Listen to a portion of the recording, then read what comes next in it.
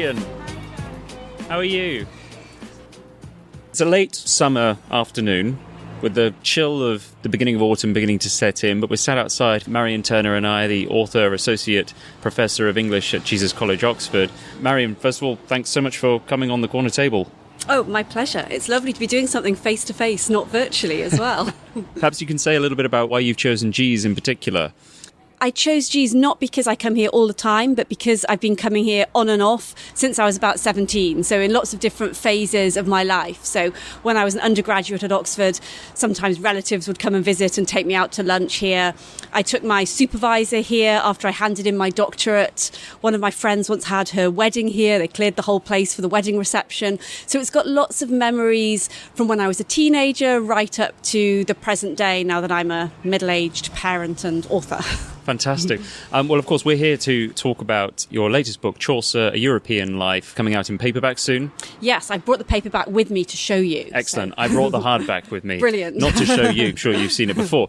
But I think one of the things that we probably should start off by saying about this book, and which probably distinguishes it from other biographies written about Chaucer, is that it tracks the life of this figure, the figure that we like to think of as the father of English literature, the father of English poetry, through places, but also spaces. Yeah. War-torn, exotic, serene, confined astral spaces, which presumably means that when you read this book, you have to understand Geoffrey Chaucer's life through his movements. Exactly, yes. And that for me was a way of getting inside his imagination. So I didn't want to tell a straightforward cradle to grave story about just what he did. I wanted to try to get inside his head and to think about what did he see? Where did he go? What were the structures in which he lived? To try to understand how he was thinking and how his readers were thinking when they read certain metaphors or images. What did that conjure up for them? And I mean, you just mentioned the idea of Chaucer as the father of English literature, which is exactly how people think of him. But there are two words in that short phrase that are problematic, I think, both father and English. They conjure up preconceptions that I was trying to unpick and undo. Because when a lot of people hear the word father, they think of him as someone middle-aged, a bit staid, very canonical, which is, of course, how people think of him today. He's someone who's mainly read in schoolrooms and university classrooms. And Chaucer was many, many different things. And I wanted to track, what his life was like when he was a teenager, all his exciting travels, all the things he did, and to get across the sense that he was extremely experimental. He was not canonical in his lifetime. He was someone who was trying all kinds of new things, reading texts that no one else was reading. He wouldn't have been thought of in any way as a father. The father figures were people like Virgil. And then English. So, of course, it's a European life, because to think about a poet at this time, we have to think about Chaucer as someone that was multilingual. Most of his main sources and influences were not written in English. They were written in French, in Latin, and most importantly, ultimately in Italian. And that transformed what English literature could do. So this great poet writing in English was really fundamentally dependent on European poetry and the experiences that he himself had both travelling around Europe and encountering Europeans and immigrants within London and in the court were foundational to the person and the poet that he became. So very much challenging the idea of Chaucer as a monolingual poet and certainly as a patriarch. So let's talk about the first place. Chaucer may have lived a European life, but he was born in the early 1340s in the city of London, then as now a very cosmopolitan place, but which was divided into little villages or wards. Vintry Ward was the ward in which he grew up, and that's what it's still known as to this day. What, broadly speaking, was England like at the time that Chaucer entered the world? Maybe you could tell us a little bit about his family, what his parents did, and just what sort of country England was then. Yeah, so while most of England was still agrarian, people working on the land, that was not at all what Chaucer's England was like, or what Chaucer's world was like, because he was a city boy. So his father was a wine merchant who himself went back and forward to France to collect wines, and he also had a post working for the king, choosing the king's wines for certain of the king's castles and residences.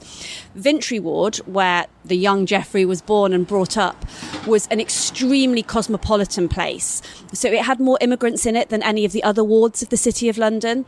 These were mainly French, German, Italian, so people from different places in Europe who tended to be merchants or bankers, because lots and lots of products came into London and went out of London at this time.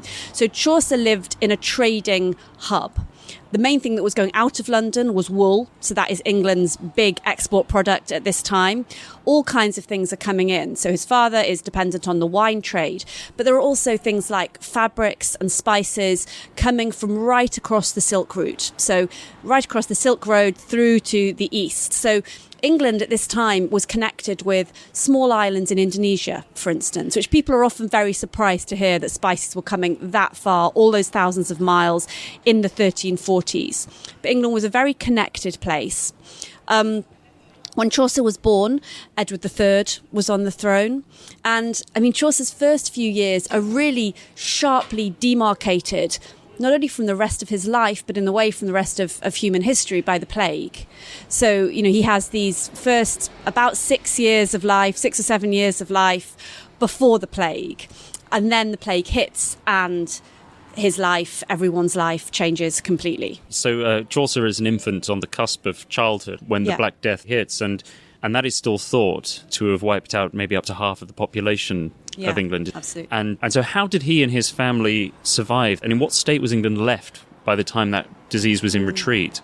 And it's obviously really interesting for us at the moment living in a pandemic to think about what this was like. Because the Black Death was a pandemic, completely different from what we are going through at the moment. The death rate was not only extraordinary, as you say, maybe up to a half, certainly at least, a quarter or a third, huge death rate.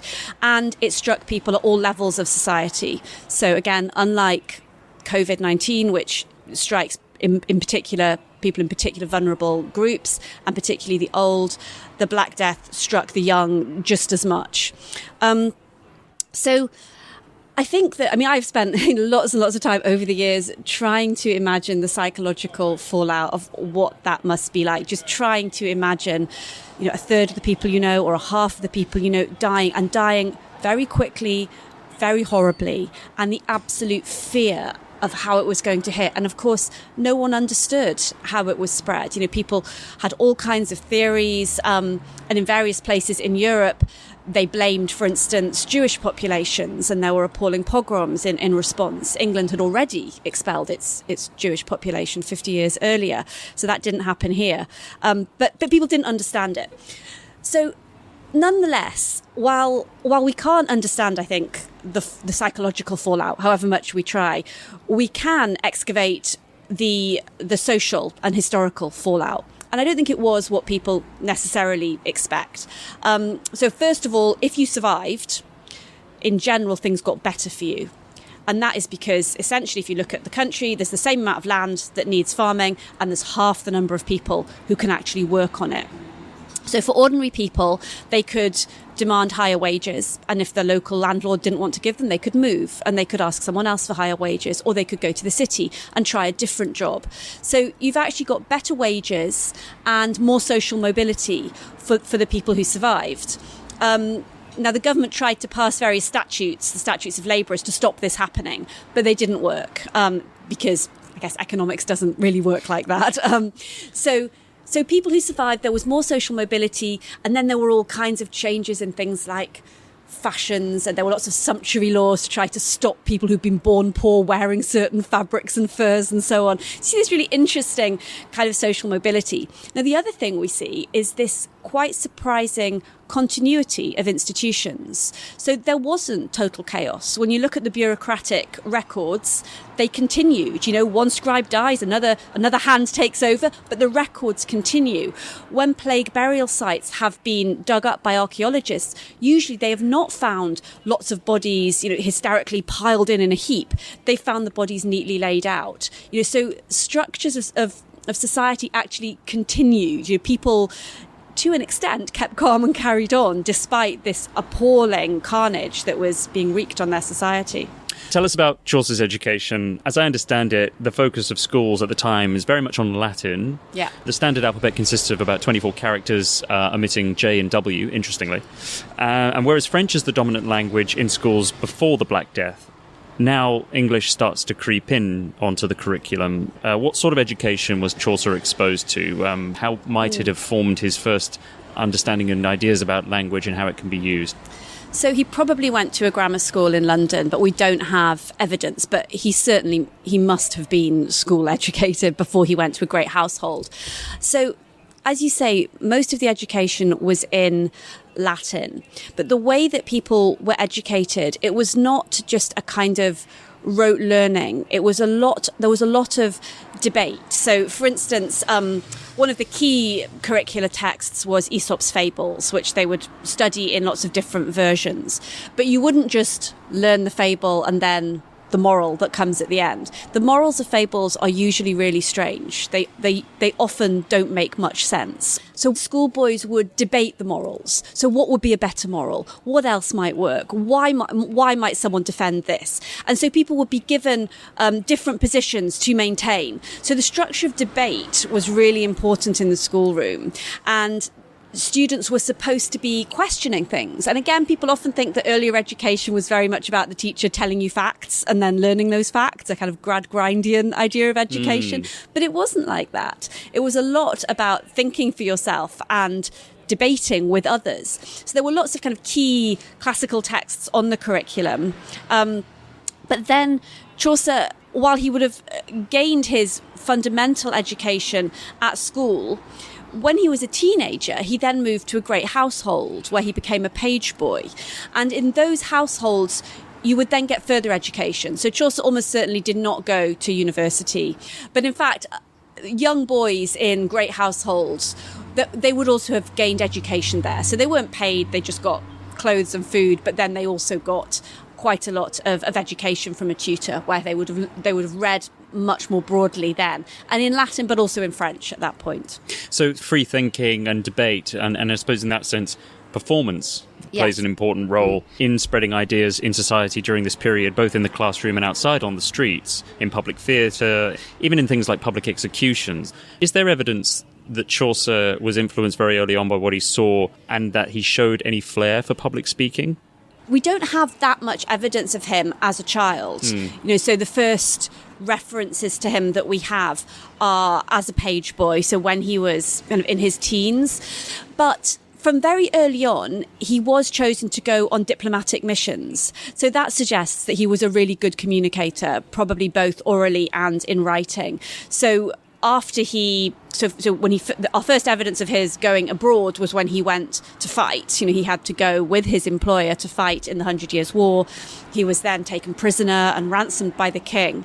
But then after that, we see him taking letters while there were diplomatic peace treaties being made. He was at least peripherally involved in that. And then after that, we see him going on lots of diplomatic missions as quite a young man. So I think that he was clearly a useful communicator, and that after those early forays when he was going with armies, for the vast majority of Chaucer's life, he was trying to talk his way out of situations, not fight his way out of situations. He tended to travel as someone who was a peacemaker, who was trying to negotiate marriages or wool treaties, those kinds of things. He was a negotiator and a diplomat. So he kind of became a master of oration, but I suppose in his teenage years, working in the great household, he was seen more than heard, wasn't he? I think you've described him as a bit of a fashion plate. Yeah, so this is the first record that we have of Chaucer, and people tend to think that's quite interesting that this first record that we have is not about him as a poet. None of the records are about him as a poet, but nor is it about him as, a customs officer, or, one of his major jobs, or even as a diplomat or a prisoner or anything like that. This first record is just about the fact that Elizabeth de Burgh buys him some clothes. And so that's a record that people have known about for a long time, but no one had really investigated that record. And so I looked at it, and so it tells us that she buys him a poltok and some hose and some shoes. What's a poltok? Well, exactly. So I thought, what exactly is this poltok? And then I started looking at different references at the time to poltoks. And it turns out that it was a really scandalous item of clothing, that it was this very short tunic that was worn with very tight body exposing hose that were laced up provocatively. And lots of chroniclers at the time write about this set of clothes as outrageous. And so there were these chroniclers in the early 1360s who said that lots of young men were going around dressed in these disgraceful poltoks. And one even said that this was why the plague had returned to England in the 1360s, because God wanted to punish England for these young people dressing so scandalously and outrageously. So I think there's lots of interesting things about that. I mean, so first of all, obviously it's quite funny. It's also, I think, partly it reminds us of this nothing changes idea. You know, old people are always complaining about what young people wear. You know, in fact, it's quite timely that we bring this up now. Exactly. So this kind of, it's all a teenager's fault, they're causing plagues, which is, you know, obviously not very fair. So that's an interesting element of it. But then I think there's also, and this I think is in some ways more important, is the way that this is not familiar. This is extremely alien, because Chaucer is not a teenager managing to establish his own identity by choosing clothes of which his parents would disapprove and behaving in ways that the older generation are trying to oppress. He doesn't get to choose this at all.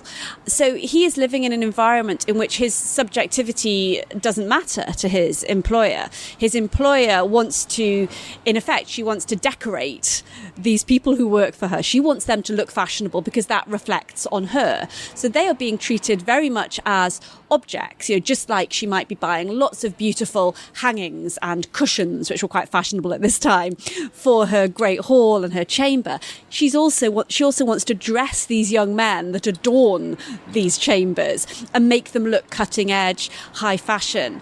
And so when I was thinking about places, I thought it was really interesting to try to think about the structures of identity and how the people that we are determined by the kinds of spaces that we live in. We all very much take for granted the importance of having a room of one's own, of being able to lock a door behind you, of a certain idea of privacy. And I think that affects how we think about creativity very much. But in the Middle Ages, people didn't think like that. They had a different understanding of what it meant to be a person, of how you relate to other people, of what things do you choose for yourself and what things do other people choose for you. So at this moment, Chaucer would not have had a room of his own. He would have bedded down wherever he could in the great household.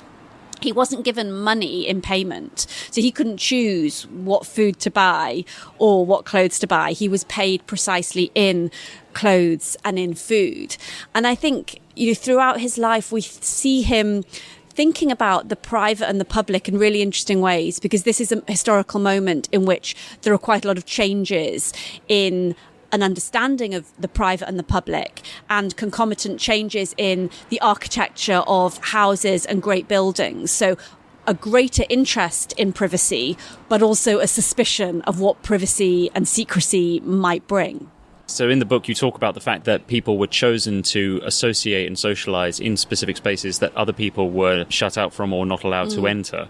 So in a sense, you know, you can compare this to the digital age now of people with their group chats and with their echo chambers. But this was a very different time of people being forced to live face to face and confront the everyday. Yeah, so if you think about the king at the very apex of society, he would have a series of chambers and different people would get access to different chambers within that series. But you had to go through this whole series to get to his most private space, which only a few people would have access to. And then he started to build galleries and little doors, so he didn't have to go through all those chambers if he wanted to nip out and do something secret and maybe disreputable. So that people are trying to access spaces in different ways. But there's a really interesting passage in one of Chaucer's poems, The House of Fame, where it's a poem about having writer's block, and there's a figure in it called Geoffrey who can't think of any ideas for a poem. And this guide figure, who's an eagle, says to him, well, your problem is that you just trudge off home and then you just sit there reading your books and you are dumb as a stone, and of your very neighbours that dwell almost at thy door, you don't listen to them, you don't pay them any attention, you just close the door and go in and you can't write, you haven't got any ideas. So the idea, so the implication is what he should be doing is not only reading his books, but going and opening his door, standing on the threshold, talking to real people, listening to their stories. And when he gets to the Canterbury Tales, that's what he does. He blends the old sources, the books that he's read, with the idea of real people telling stories, who are the Canterbury Pilgrims. Hello, mate. So I think I'll go with the wild mushroom, tarragon and creme fraiche risotto, please. Thank you. I'm going to have the linguine, please. Thank you very much. We, of course, will get on to the Canterbury Tales. We can't not. As a young man, he goes to war for the first time in Reims in France. This is the 100 Years' War between France and England. How does this experience impact him?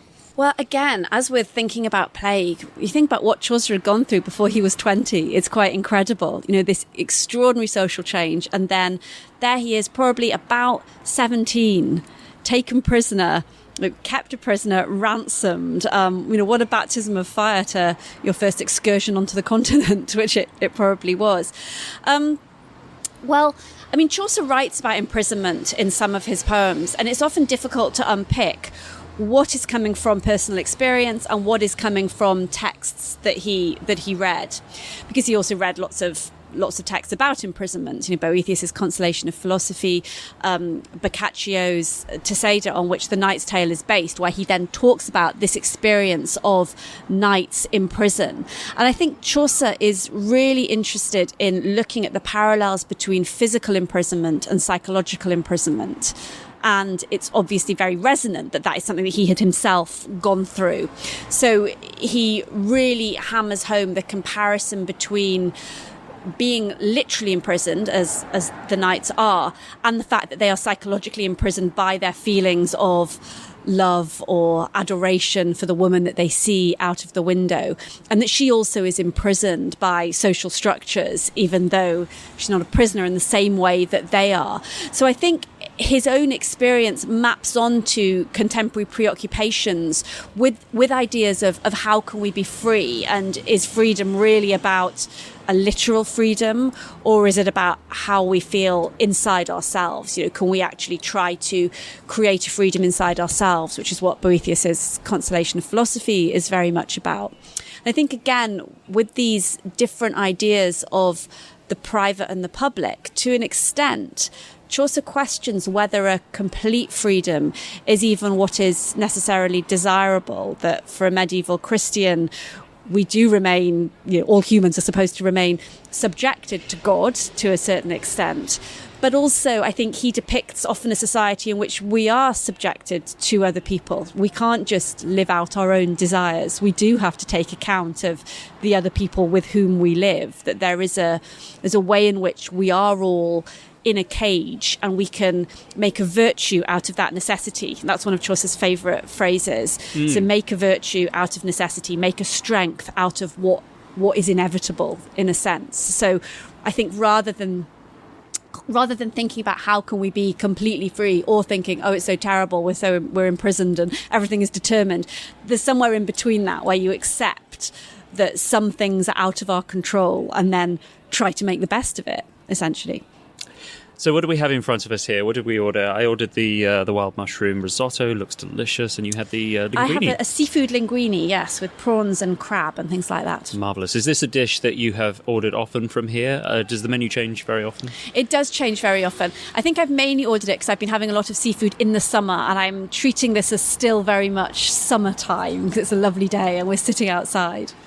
At this point, we should probably get on to how Chaucer becomes the icon we know him as today. By the time he's an adult, he's well-connected, well-travelled. He works for the English crown as a diplomat and trade negotiator, and it's his contemporary at the time, a man called John of Gaunt, who plays a critical role in elevating his literary career. Yes, absolutely. So John of Gaunt, I think, is the most important figure in Chaucer's life. So John of Gaunt was one of the sons of Edward III, so the brother of the Black Prince. Now, the Black Prince died before he could become king, so just before his father, Edward III, died. Mm-hmm. So the Black Prince's son, Richard II, became king at the age of 10. So, of course, he couldn't properly rule at that point. And instead, his uncles, and particularly John of Gaunt, who was his most capable uncle, very much took on a lot of the reins of government at that time. So John of Gaunt was a very powerful man in England, and Chaucer was part of his retinue, which means he was paid an annuity. He was paid by John of Gaunt, and he did various things for him. But in fact, Chaucer's main connection with John of Gaunt was via his wife. So this is a moment in which actually it's his female connections that really work for Chaucer, because Chaucer's wife's sister was the long-term mistress of John of Gaunt. They had 4 children together. And then, scandalously, at the end of John of Gaunt's life, he married this long-term mistress. So he had 2 other much more important, socially important wives. And after they had both died, that was Blanche of Lancaster and then Constance of Castile, he then married Catherine de Roe, Catherine Swynford, had their 4 children retrospectively legitimated, which you can do at that time. And they were the Beauforts, who were ultimately the ancestors of the Tudors. So really interesting, because when they were legitimated, there was a clause which said, but this won't give them any rights to the throne. But the Beaufort line was where Henry VII and all the Tudors did derive their right to the throne. I see. Anyway, so Catherine was really important, obviously, to John of Gaunt. He didn't treat his mistress badly at all, even before they were married. Their children were all very much brought up together, and Chaucer's children were very closely associated with that household. So there seems to have been a kind of fluid household in which John of Gaunt's legitimate children, his illegitimate children, Catherine's children by her marriage, Chaucer's children, they all seemed to live in a kind of fluid household together. Chaucer probably wasn't there much of the time. He was mainly living in his flat in London, going to work, doing the accounts at the customs house. But his children were very much brought up with their cousins, and their cousins' connections, including the man who later became Henry IV. So Chaucer's very well connected in that way. And it was after John of Gaunt started this relationship with Catherine that he really starts to give Chaucer a lot of promotions and to help him in his work life. And then there's the question of Chaucer as a poet and how he connected to John of Gaunt as a poet. Because the first long poem that we have by Chaucer is called The Book of the Duchess, and is an elegy about the death of John of Gaunt's first wife, Blanche, the mother of Henry Bolingbroke, who became Henry IV. Did John of Gaunt commission that poem? Maybe, maybe not. We don't know. But it's certainly about John and about his wife in a refracted way. Let's talk about the language. Yeah. Because it's really fascinating and is essential to understanding just why Chaucer remains so influential. Listeners of the English court and the public as well, I assume, were used to hearing French verse where the number of syllables in a line was key, but Chaucer instead uses English to apply stress to certain syllables, which is how he pretty much invents what's known today as the iambic pentameter. So for those who don't know what the iambic pentameter is, but will certainly have heard one used, could you explain the mechanics? Yeah, so the iambic pentameter is essentially a 10-syllable line with alternate unstressed and stressed syllables. So if I exaggerate it, shall I compare thee to a summer's day, right? So you have unstressed, stress. And it became the fundamental building block of English poetry. So it's the line that Shakespeare uses. It's the line that the most popular poetic line, I mean, certainly through to the 19th century. But it didn't exist before Chaucer. And when Chaucer first started writing poetry, he was writing in the 8-syllable line. But often with that unstressed stress pattern, because English is an accentual syllabic language. So we do have accents and stresses, which just in the normal way that we speak, which is not true of all languages. But then after Chaucer had encountered certain Italian forms of verse, so in particular, there's an Italian form of verse in which the hendecasyllable, which has 11 syllables and it has a stress pattern. It doesn't have the same stress pattern, but it has 2 fairly fixed stresses in it. And that poetic line seems to have been the inspiration for Chaucer developing the iambic pentameter. And once he started using that poetic line, he used it very consistently later on in his poetic career. The other thing that Chaucer does so originally is to tell stories from different characters' perspectives, something that we now take for granted. But this was quite revolutionary at the time. It was. And one of the things that I link it to is the rise of artistic perspective as well. When Chaucer went to Florence, for instance, he would have seen Giotto's early experiments with perspective. So artists had started to experiment with not showing an authoritative view, but with the fact that what you see is dependent on where you are standing, where you are in relation to the frame. And I think it's really interesting that that developed at around the same time as poets such as Chaucer become really fascinated by the way that you can show different people's perspective. And what Chaucer is really, really interested in is the fact that stories are not the same if different people tell them. That essentially we can't just take one person's perspective because it will always, always be biased. And then what he does, which is so revolutionary in the Canterbury Tales, is he doesn't just show us that we should listen to different people's perspectives, but he says that these people should be from different social classes, different levels of society. And, we were talking earlier a bit about the internet echo chamber. This is the opposite of that, I think. I think Chaucer is so interested in the idea that we can't avoid, or we shouldn't avoid, perspectives that are difficult for us, perspectives that we don't like, that might be coming from points of view from parts of society which we don't know about and we don't want to know about. We should really make ourselves listen to those points of view, not because we necessarily then want to agree with them, but because we can't really think for ourselves unless we listen to those different points of view, as many as we possibly can. So when is the Canterbury Tales first published and how is it received? Yeah, so when Chaucer first wrote the Canterbury Tales, of course, he's writing almost 100 years before print comes to England. So publishing was a different kind of phenomenon at this time because Chaucer lived in a manuscript culture. So with the Canterbury Tales, what seems to have happened is that early on, he wrote, so in the 1380s, he wrote some of what became the Canterbury Tales as standalone texts. So things such as The Knight's Tale, we think The Second Nun's Tale, various tales were written as separate pieces and then later became incorporated into the Canterbury Tales. When he died, he left fragments. We call them fragments. There's 10 different fragments, which are clusters of tales. We don't know what final order they were supposed to be in, if indeed he had decided on a final order.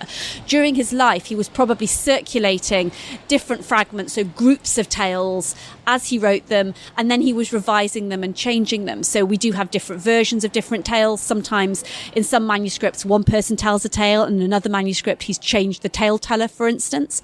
So he was circulating these groups of tales, mainly to people he knew.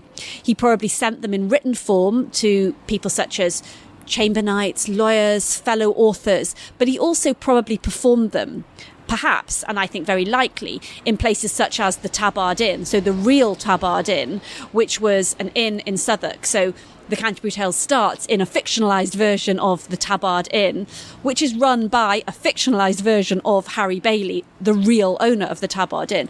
There's a lot of blurrings of boundaries between the real and the fictional in the opening of the Canterbury Tales. So I think Chaucer probably performed the tales himself. Other people would have performed them and read them out. They circulate, as I say, also in written form. The earliest manuscripts that we have are from around the time of his death. We don't know if they were produced in his very last years or just after his death. We have evidence that people were reading his texts and responding to them because other poets were, refer to his texts during his own lifetime. And he certainly started to build up a following. Other poets, even from other countries, start talking about him as a great poet. So in the 1380s, Deschamps, the great French poet, is already referring to him as a poet, and they were exchanging poems. So he was achieving a certain measure of fame. But of course, before print, you can't achieve anything like the kind of numbers of readers that you can after mass production is possible. But for every manuscript, it would usually circulate to a group of people, and also because people tended to read out loud. Even if you were on your own, you read out loud, but people would also read out loud to a group of people, so several people would access any individual copy of the text. But it was after Chaucer's death that other poets start talking about him a lot as the master, the father, and holding him up as a model. So then quite early on in the 15th century, he becomes seen as this patriarch figure. What sort of man was Chaucer? What sort of husband? What sort of father? What sort of friend? The evidence that we have is that he did have quite a close group of friends in terms of his friendships. He's associated often with lots of the same kinds of people. They keep coming up in the records. They stand surety for each other. They do things for each other. They go on missions together. I think as a family man, you were asking about as well, it seems that he probably lived quite apart from his wife for quite a lot of the time. She seems to have been quite often with her sister. He was often doing his job in a different part of the country. One of the only really personal anecdotes that we have is when he himself talks about his little son in one of his texts. And that, I think, is a very moving moment. I'm often quite unemotional, I think, as a biographer. But when I read the treatise of the astrolabe, which he wrote to his 10-year-old son, I do find that quite moving, because early on in it he says, so an astrolabe was an astronomical instrument that helped you to tell the time by looking at the heavens and helped you to understand the stars. And so he writes this tract. It's largely a translation of Latin tracts that have been translated from the Arabic, which I think is also very interesting, going back to the kind of the cosmopolitan global Chaucer. But he writes the treatise on the astrolabe, and he says at the beginning, I'm writing this for my little son. I'm writing this for you, Lewis, 10 years old, because your Latin's not great yet. So I'm writing it in English to help you to understand your astrolabe. And he talks about him as his little son, and he's writing this little text for him. And it's quite an emotional text. He's bothering to do this. He's bothering to write this for his boy. I want to talk briefly, specifically about the character of the wife of Bath. You refer to in the book as the beating heart of the Canterbury Tales. Yeah, well, in fact, my next book is going to be all about the wife of Bath. It's a biography of the wife of Bath across time, from her origins in antiquity right through to the 21st century. Chaucer treats the wife of Bath differently to all his other characters. So the wife of Bath has an extraordinarily long prologue, for instance. So some of the pilgrims don't have prologues. Some have very short ones. There are 3 that have what are called the confessional prologues, in which they talk more about themselves. So that's the Canon's Yeoman and the Canon's Yeoman and the Pardoner are the other 2. But the wife of Bath is far, far longer than those others. And she talks at great length about herself, her experiences, her 5 marriages, her experience of domestic abuse, about the fact that the whole canon has been written by men and is biased against women. It's an extraordinary text. So as well as that, Chaucer also inserts her into quite a lot of other Canterbury Tales. She comes up, other pilgrims talk about her, talk to her, refer to her much more than they do any other pilgrim. There's one point in the Merchant's Tale when a character within the tale refers to the wife of Bath. So he's in the wrong level of fiction. He should not know about the wife of Bath, but she's everywhere. And then in one of Chaucer's short poems, so separate from the Canterbury Tales, a poem addressed to a friend of his, he again mentions the wife of Bath, says, go and read the wife of Bath. So the wife of Bath escapes from her own text. She is a kind of book runner, right from the moment of her invention. She's too big, too vital for her own text. She escapes. And Chaucer makes all kinds of really interesting points about gender through the wife of Bath. So the wife of Bath's tale is a story about a man, a knight who commits a crime and is then sent to find out what women want. There are lots of other versions of this story, but Chaucer's version is really importantly different because only in his version is the crime rape. So this is someone who doesn't care what women want. And so the punishment of going off to find out what women want fits the crime in a way that it doesn't in the other versions of this story. It's also really important that this man, who is a knight, is unequivocally guilty of the rape. There's no doubt about it. Again, in the other versions of the story, the knight is not really guilty of the crime. He's been misunderstood. In one version, he's taking on someone else's crime. So the knight is a hero in those other versions. Coffee. Thank you.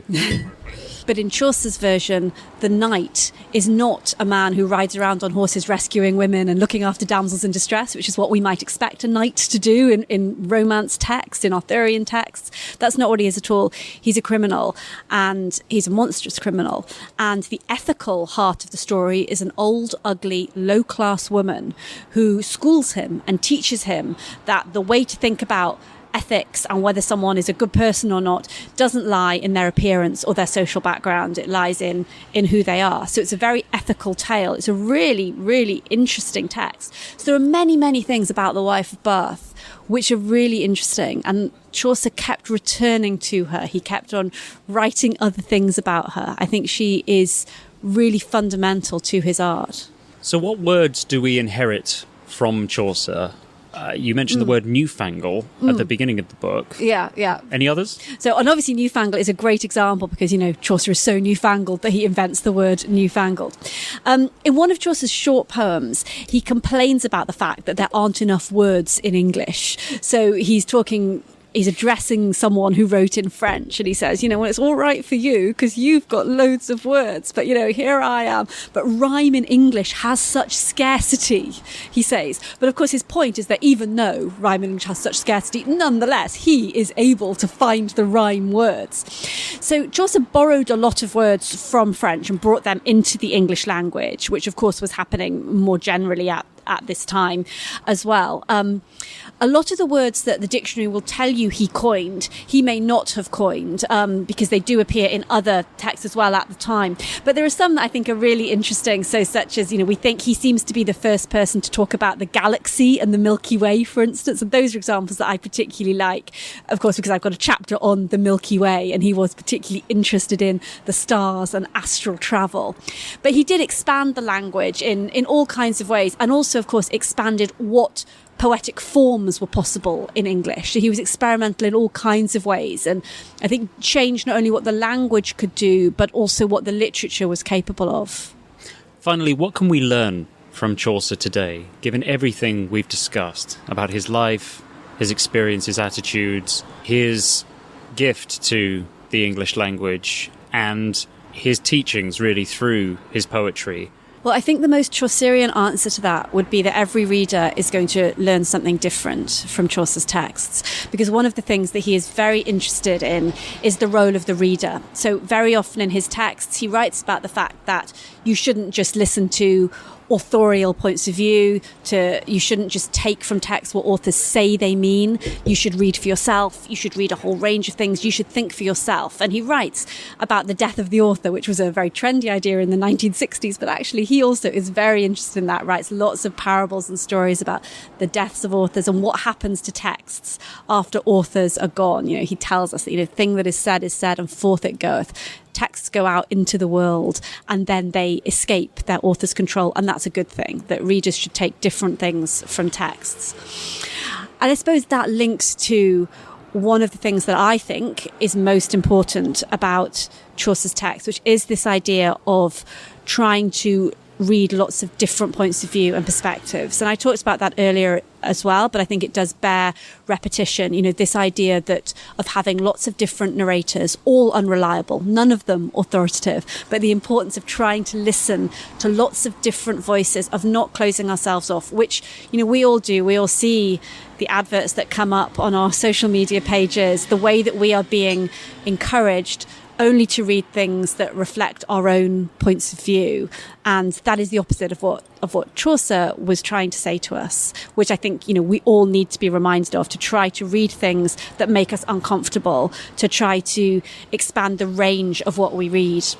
And I suppose the final point that I want to make is really the point that I make in the title of the book, that Chaucer lived a European life, that back in the 14th century, back in any point of our past, as I'm someone from this country. This country has never been a place which is isolated from the rest of the world, which is cut off from other countries, which doesn't have immigrants. It's always been somewhere which people have come to from lots of different places, which products have come to from all over the world. And for Chaucer, it would have seemed absurd, the idea that you could be English without being European. These things were not and are not contradictions, that you can be both. And I think that, for Chaucer, his English poetry was fundamentally dependent on his travels around Europe, his reading in European texts, his multilingualism. You could not be an educated person at this time without being multilingual. It's absolutely fundamental to who he was. So he was an international cosmopolitan person, and even his very choice to write in English was an international trend. He was copying the Italians, who had shown that you could write in Tuscan. So even when he seems to be being most nationalistic, he is in fact being international. I think that's something that we can all reflect on. Marion Turner, thank you very much. My pleasure.